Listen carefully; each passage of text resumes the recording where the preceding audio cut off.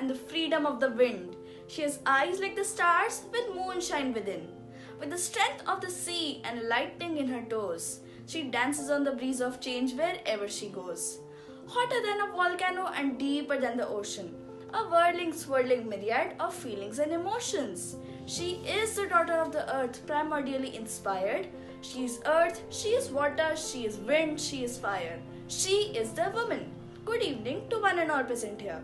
I, Reema Bharadwaj of Chenab House, feel really thankful and obliged to be given this opportunity to speak on such a consequential topic.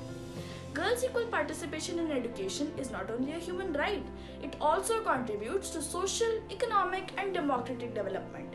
To educate and empower girls is the most profitable investment a country can make. Education provides people with skills that qualify them for jobs and create business opportunities that results in broader economic growth. Investing in education enhances our efforts for development and can be a real game changer in the fight against poverty.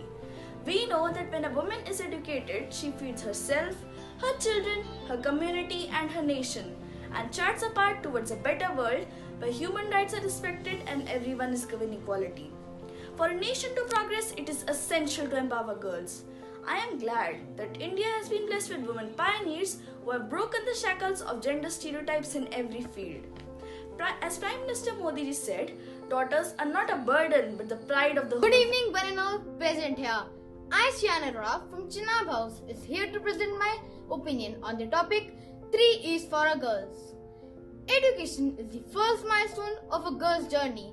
For me, it was a drumbeat of horrifying stories when I read about Malala Yousafzai being shot in the head by terrorists just for speaking the simple truth that girls should go to school. More than 200 nice young girls were also kidnapped from the school dormitory by a terrorist group determined to keep them from getting education. The more I am exploring it, the more I am realizing that the barriers to good education isn't just resources. It is not just about access to scholarship, transportation, or hygienic washrooms. It is all about attitudes and belief. And being brought up by my mother as a single parent, I take all of this very personally. Education is the only path to self-sufficiency. It is their only chance to shape their own fate rather than having the limits of their life dictated to them by others. The Beti Bachao Beti Padhao campaign of the Indian government is one of the such good initiatives in this direction. The next E is equality. Girls and women constitute majority of a global population but have the least right, and the reality is stark. There is no place in the world where girls and women experience total equity and equality. The principle of gender equality is also enshrined in the Indian Constitution. The youngest Nobel Prize winner, Malala Yousafzai, rightly said that we cannot succeed when half of us are held back.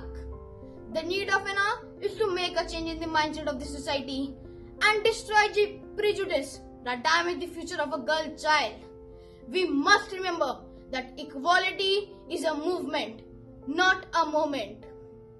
This brings us to the impairment issue of empowerment of girls, which is the third E of our discussion. Girls' empowerment can unlock human potential on A very good morning to one and all present here.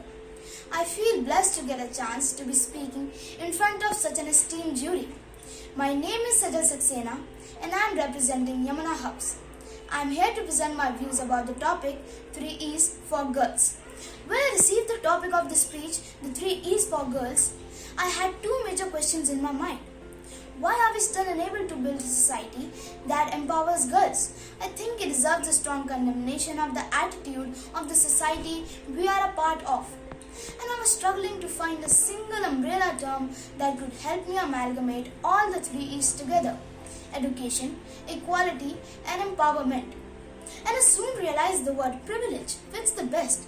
Indeed, it articulates all the 3 E's together. I feel in a country the privileges are different for boys and girls. If we just reflect into our homes, we would be able to see that very clearly. In spite of India's reputation for respecting women, to an extent to treat her as a goddess, The moment a baby is born, the first thing that comes to mind is boy or girl, as the differences are beyond just being biological. Our constitution allows exercise of equal rights for both men and women. But for men, the right itself becomes a privilege. Ours is a patriarchal society indeed. Expecting perfection from a woman is patriarchy. Expecting her to go away and stay silent upon innocent mistakes is patriarchy. We allow men to grow, edit, and we even applaud them. Alas, women must be afforded the sun's luxury of a capacity for evolution. As a young boy, I feel those ease should be taught to men. A man must make an effort to educate himself in the ways which he has enjoyed unearned privilege based on his gender. A man must be equally adjusting and caring a woman is. A man must empower the woman to be so self-sufficient so that she doesn't need any protection of the menfolk to survive in this world. Let the men be gentle and the women be fierce. With these words, I would like to conclude my speech and would like to salute the womanhood to be so inspiring in itself. Thanks for having me here. Once a great person said, I raise my voice, not so I can shout, but so that those without a voice can be heard. Good evening everyone, I am Bhavya Upadhyay from Ganges House, and today I am going to speak on the topic 3 E's for our girls, that is education, empowerment and equality. As we all know, India is a male-dominated country where males are dominant in all areas and females are required to be solely responsible for family care and household chores. Although there has been some improvement in the past years, there are still many girls who are not educated. Hence, before anything, we need to educate our girls. It is said, education is the key to all problems. It helps a girl to understand her rights. It also brings a reduction in functions as a means of improving their status within the family. So if we have to see a bright future of girls in our country, then education must be a preoccupation. Now coming to gender equality. A gender equal society is one where the word gender does not exist, because gender equality is not only a women's issue, it is a human issue which affects us all. In an era where Kiran Desai, Joshna Chinappa and Sania Mirza are winning laurels for the country, gender equality needs to be imbibed in a practical manner. While it may not be a reality in practice, it is a goal worth chasing. Every small step in this direction would be a milestone in empowering women with their due. In India, women empowerment is needed more than ever. Firstly, women are in danger of honor killings. The education and freedom scenario is also very regressive here. In addition, domestic violence is a major problem in India.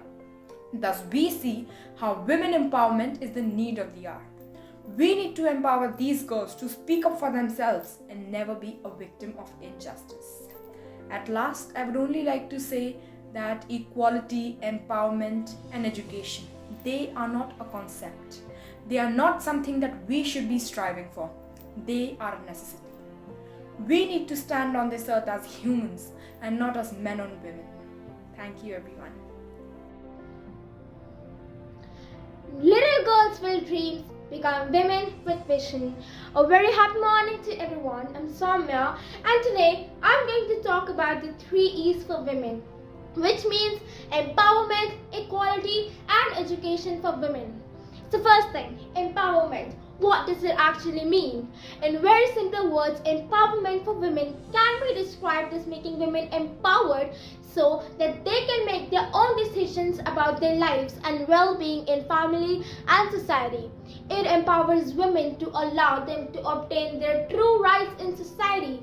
As we all know, India is a male-dominated nation where males are dominant in all areas and females, they're required to be solely responsible for family care and live at home, including many other constraints. About 50% of India's population is protected by the women, only so the country's full development depends on this half population. That means women who are not empowered and still restricted by many social cases of abuse. In this situation, can we really assume that in the future our nation would be established without empowering its half population? Well, I don't think so.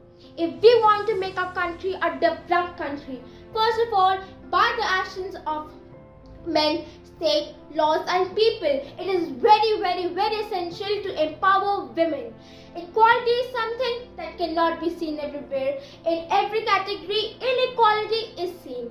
Women's need for equality emerged from ancient times due to gender inequality and male domination in Indian society. For many reasons, women are being oppressed by members of their own families and society. They were also abused by the male members in the family and society in India, and not only in India but other countries, for many types of violence and discriminatory practices. Wrong and outdated habits have taken the form of so-called well-developed customs and traditions for women in society from ancient times. In India, there is a tradition of worshipping many female goddesses, including honoring women roles in society such as mother, aunt, wife, and other female relatives or friends. But it doesn't mean that the country's need for growth can only be fulfilled by respecting or honoring women. It needs equality in every way of the life for the rest of the country's half population. Women education is also very essential for the country to fully develop. It is like an effective medicine to cure a patient completely and provide health back. Women education is a really big opportunity for India to be developed socially and economically. Educated women are the weapons who yield positive impact on the Indian society through their contribution at home as well as society. An educated woman has capability to handle her home and professional life. At last, I just want to say, women are human beings and have as much as right to full development as men have. The position of women in any society is a true index of its cultural and spiritual level. And at last, I just want to salute every woman. Thank you.